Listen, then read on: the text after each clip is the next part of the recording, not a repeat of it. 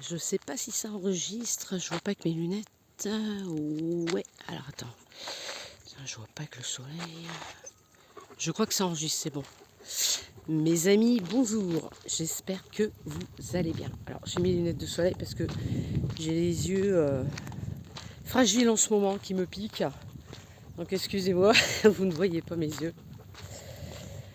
J'espère que ça va, que vous n'avez pas trop chaud. Là, la température, bon, il va faire 29 aujourd'hui. Eh oui, c'est l'été. Il faut tenir le coup. Hein. Il faut tenir le coup. J'en connais un qui est super chaud. Je suis allée à la paille. Il y a encore de la paille à ramasser. Regardez. Ça, c'est... Je sais pas si je cadre bien. Oh, il en a marre, il a chaud, le loup. Il a chaud. Hein, il a chaud, il a chaud. Alors, je voulais vous parler d'une expérience que j'ai vécue en sortie astrale. Il y a bien plus d'une semaine maintenant. Donc j'ai des problèmes visuels. Puis j'ai demandé à mon guide, je lui ai dit ce serait bien si tu pouvais m'aider à restaurer ma vue. J'aide toutes les personnes qui viennent à moi. Et ce serait bien en retour. J'ai des frissons là, ça monte. L'énergie, waouh, je la sens là. J'ai la couronne, fou, ça éclate. Si tu pouvais, je te donne mon accord, toi, mon guide issu de la source originelle. S'il te plaît, aide-moi. Donc j'ai écrit un décret en parallèle avec mon guide, un ami à moi très proche que j'ai nommé à plusieurs reprises dans mes vidéos. Il se nomme le génie. Donc vous savez de qui je parle. Pour ceux qui me suivent, je lui ai demandé s'il pouvait m'aider et il a écrit également un décret pour moi. Et donc je le lisais tous les jours, 1 à 2 fois par jour. Et puis il s'est avéré que je me suis rendu compte que les nouvelles lunettes, les nouveaux verres que j'avais, eh bien je voyais pas bien. Pourtant 3 semaines auparavant, j'étais allée voir l'ophtalmo qui m'a donné des verres, les verres qui me conviennent. Voilà. Donc bon, je les ai portés. Et puis c'était net au départ. Et au fil des jours, ça a commencé à être flou. Du coup, je suis retournée voir l'ophtalmo. Et l'ophtalmo me dit, mais écoutez, les verres pour vous sont adaptés. Vous aviez moins 8,50 à l'œil droit. L'œil gauche, bon, n'en parlons plus puisque je ne vois plus de l'œil gauche, sauf un petit peu. Et maintenant, vous êtes à 7,50. Donc de 8,50, je suis passée à 7,50. Je me suis dit, waouh, c'est quand même incroyable. Donc j'ai rien dit. Et puis après, il me dit, parce que j'avais vu au préalable le chirurgien, il y a 3 semaines, qui n'a pas voulu m'opérer, disant que c'était pas possible, que ma cornée était beaucoup trop abîmée à l'œil gauche. Bon, c'est tout. Et à l'œil droit, il a dit qu'il n'y avait pas de cataracte, que ce n'était pas nécessaire d'opérer. Alors moi, je lui ai dit comme ça, je lui ai dit, mais écoutez, l'ophtalmo a dit que j'avais une cataracte à l'œil droit et que c'était opérable. En fait, les 2 yeux. Et là, il me dit, mais non, vous n'avez rien du tout. Ok, je dis, bon, très bien. Du coup, j'ai réfléchi et je me suis dit, d'accord. Bon, alors donc, en fait, c'est les décrets. C'est l'intention que j'avais posée déjà avant les décrets. Et à la lecture des décrets, ça s'est décanté, ça s'est débloqué. Donc en fait, j'ai gagné une dioptrie et mon œil droit, ce n'est pas nécessaire donc de l'opérer, étant donné qu'il n'y a plus de cataracte. Et puis l'œil gauche, il y en a une, elle a diminué de moitié, j'ai des photos qui le prouvent. Il y a 1 an, Et il y a un mois à peu près, on voit la différence, c'est-à-dire que la cataracte à l'œil gauche, elle a diminué de moitié. Alors ce décret, il n'est pas public. Je veux dire, je ne l'ai pas diffusé au niveau des personnes qui me consultent pour des soins. Je l'utilise, je le teste sur moi d'abord. Je travaille sur moi avec. Et lorsque ce sera vraiment validé, que j'aurai récupéré, parce que dans 6 mois, j'ai rendez-vous de nouveau avec l'ophtalmo, si dans 6 mois, j'ai récupéré de nouveau une dioptrie, ou 2, ou peut-être plus, je croise les doigts, eh bien ce sera génial. Et là, ce décret-là, je pourrais le valider et le faire partager avec les personnes qui en auront besoin. Alors j'en reviens à ce que je disais au début. J'ai fait la demande à mon guide et je lui ai demandé si c'était possible. Bon, donc je me mets en méditation comme d'hab, je me connecte à moi-même déjà, mon moi. La connexion, méditation, connexion avec son soi, son moi supérieur, c'est le plus important. Et ensuite, connexion avec le moi divin, le moi originel, la source. Et j'ai vu apparaître, avec mon 3e œil, donc les yeux fermés bien évidemment, j'ai vu apparaître un être tout bleu, magnifique. Alors il était très longiligne et il avait une tête très haute comme ça, avec un crâne assez allongé. Il n'a pas parlé, parce que bien sûr on ne parle pas, hein, dans l'astral supérieur, même inférieur, on ne parle pas, c'est que de la télépathie. Donc, je vois une énergie au 3e œil, dorée. Après le 3e œil, je vois une autre énergie.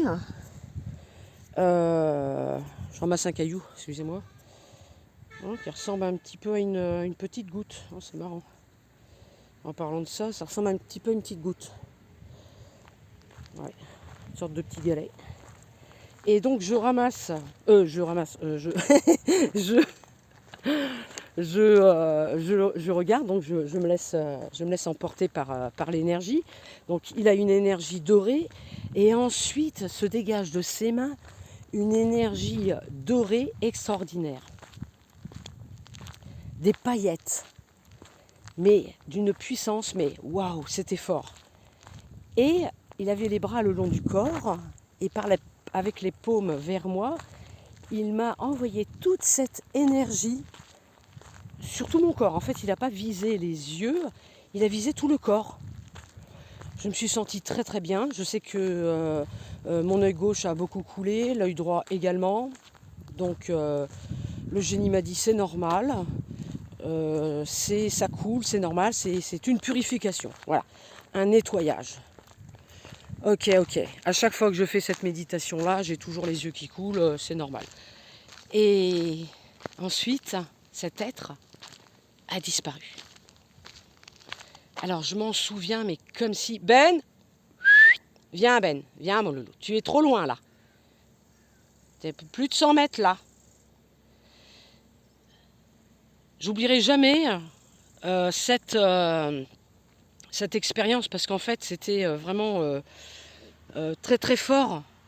Le voir aussi nettement, avec autant de précision. Et il était beau, vraiment un être magnifique. Alors il était bleu, donc il avait les yeux bleus, il était bleu de la tête aux pieds. Je l'ai dessiné et je vais le mettre en intro de ce post, de cette vidéo-là. Je vais le mettre en intro, comme ça vous allez pouvoir le voir. Et depuis, je ne l'ai pas revu.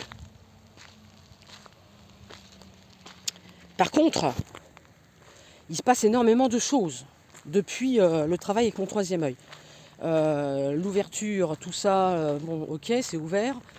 Mais depuis que j'ai demandé la restauration au niveau visuel, eh bien en fait, c'est comme si de l'autre côté, c'était pas fermé, hein, mais c'est comme si en fait le voile était encore plus... c'est même plus un voile, parce qu'il n'y a plus de voile finalement.